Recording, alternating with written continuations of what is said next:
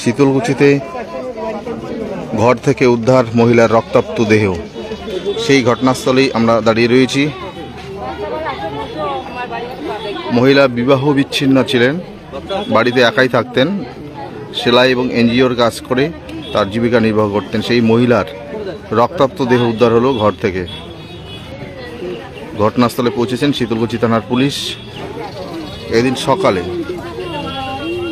প্রতিবেশীরা তাকে ডাকাডাকি করে, অনেক ডাকাডাকির পরেও সাড়া না পাওয়ায় পুলিশে খবর দেন। পুলিশ এসে ঘর থেকে তার রক্তাক্ত দেহ দেখতে পায়। এখনো ঘরেই সেই দেহ পড়ে রয়েছে। ঘটনাস্থলে উপস্থিত রয়েছেন শীতলকুচি থানার পুলিশ।